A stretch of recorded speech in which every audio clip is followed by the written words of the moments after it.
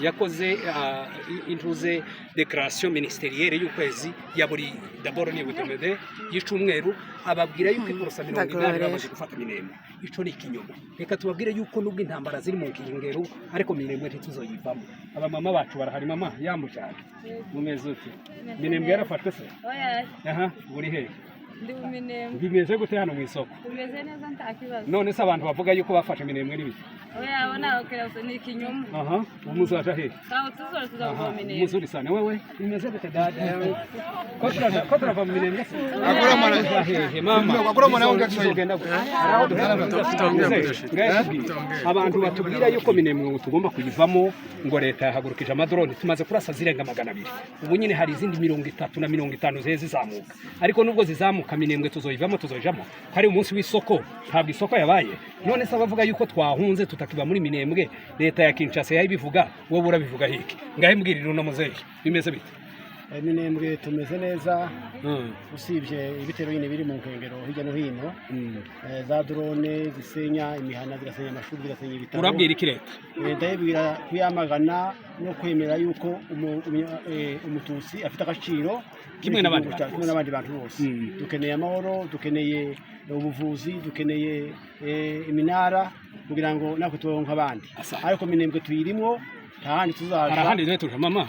None se ko telefone bazifunze mukaba muri Minembwe bavuga yuko bidakunda mwebwe ni gute? Tuzokuma muri Minembwe tuve muri Minembwe kubera kuko bafunze za telefone.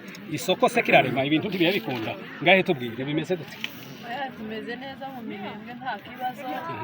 Nyine abamayi bari mu Nkengero za Minembwe ariko nubwo bari hafi yacu ntabwo tuzava mu Minembwe, ntabwo tuzahava, tuzahaguma. Leta kirasenya imihana, kirabomba amazu yadushiriyeho no kudukundukira, ariko ko turaguma tukigirayo nyine. Ariko ntabwo tuzava mu Minembwe, turi hano mu Minembwe muri centre.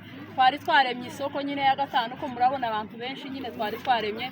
Ntabwo dufite kuzava mu Minembwe. Leta mudukurireho drone zihazica abantu zatuma muzikureho bazihagarike muze kuravuga iki ibintu bya drone n'ibindi bibazo byose bibe bikoreka mu Minembwe. Isoko ngo ndirema ngo bafashe isoko bafashe Minembwe ibintu byose nikubwira abantu noneho turi mu Minembwe abajana amakuru y'iterabwoba abo n'abanzi bacu kimwe n'abariya bose bafatikanije kohereza ariya madrone n'abariya abandi bose badukatiye iminara bakadushyira mu mwijima w'icuraburindi tukaba tubayeho nta bwisanzure kimwe n'abandi bakongomani turayibwire iki ubwo turi abatutsi noneho icyifuzo cyacu turi muri Minembwe tuzanayibamo tuzapfira gushira nubwo amadrone ayica buri munsi inkomere zikaba zigwiriye amazu akaba yadushiranye nibyingana tuzava muri Minembwe ntaho tuzava kugeza wanyuma. None mwebwe muvuga iki? Minembwe tuzoyivamo tuzoguma hano niho tuzoshira iyi leta itumara ni kuyibwira leta y'ubwicanyi no condamner énergiquement les pouvoirs de Kinshasa, les criminels. L'idéologie d'exterminer la population est vraiment dépassée. Ce n'est plus le temps de faire les génocides à Minembwe. Au lieu de sauver la population, vous ne faites qu'exterminer la population. Donc nous condamnons ça. Nous ne voulons pas la présence de ces FARDC qui viennent nous exterminer. Et nous tuer. Merci beaucoup. Quel message international? Je pense que les gouvernements congolais puissent expulser, rejeter les pouvoirs des Burundais. Les Tanzaniens et les Congolais. Les Tanzaniens, les étrangers, tous les étrangers. Les personnes au Congo qui nous tuent. Ces gens qui viennent nous tuer, nous ne voulons pas de ces gens-là. Merci beaucoup. Rero reka tuje mu isoko kugira ngo twereke abantu uko ibintu bimeze bahebagura bahebagira gute ariko erekana aba mama bose bari mu masoko nibindi aba mama leo iko le 20 février 2026 mimi ni afande Pisima Vugo saizi niko Minembwe niko na raia Pisima Vugo niko na raia tuko Minembwe isipokuwa vitisho ambao government ya Kongo inafanya kwa raia na kuendelea kuwaua, lakini raia nasema itabaki kabisa na Twirwaneho kwa sababu Twirwaneho ndo anaona ambao jeshi hao ambao iko na walindia usalama. Mzee, unaona namna gani kwa hali ya Minembwe kuleo na vitisho ambao government ya Kongo iko nafanya? Unaweza ambia watu ambao wanakufuata, unaweza waambia namna gani? watu wenyewe wananifuata wazidi kukaza roho, wazidi kabisa kuomba Mungu, mkono wa Mungu uko juu yetu.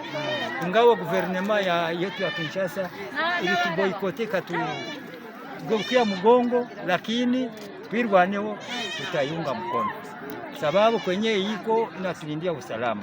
Okay. Na kama tungali tunapumua ni juu ya twirwaneho. Okay. Sasa hiyo jeshi ambayo iko natoka Kinshasa, hiyo jeshi ambayo ya FARDC ambayo inakia na Warundi, inakia na hizo Interahamwe ambao zimetoka Zambia, inaleta hizo jeshi wa Tanzania, unaweza ukasema nini? Wanakuja kuwauia na wauia nini? Kwa sababu gani? Kwa sababu nyinyi ni watu gani? Ndio maana wanapenda kuwaua. Kuwa wazi, sema tu watu wafuata wasikie. Ile yote tuko tunaona chanzo cha ile mambo yote ya kuleta maforce étrangère ni gouvernement ya Kongo. Gouvernement ya Kongo, tafadhali itoshe wale banani maforce étrangère batutoke hapo hapa mimi. Okay, zile Interahamwe ziko zinakuja kuua wazee ba FDLR kwa sababu wewe ni Batusi, kwa sababu wewe ni Wakongomani ambao wanaongea lugha ya Kinyarwanda. Ndio government ya Kongo iliungana na hiyo government ya Burundi. Burundi inaleta ile mambo yake ya Kihutu na Kitusi na ileta Kongo. Hiyo mambo ya kukuwaka Kongo. Wanasema hivi Minembwe kuna kabila nyingi sana za Watusi, ndio maana wanaleta wale Warundi na hizo FDLR kuja kuua wababa zetu, kuja kuua watoto zetu, kuja kuua ngombe zetu, kuja kukata mimea yetu, kuja kutumaliza Minembwe. Lakini mpaka saa hizi tuko na raia ya Minembwe inasema haiwezi kaenda fasi, itabaki nyuma ya mgongo ya jeshi lao ambalo linawalindia usalama, jeshi la Twirwaneho ambalo linaongozwa na jemadari wetu, nyinyi wote mnamjua, na kupitia koordinata yake ya Kamasa. Ndio.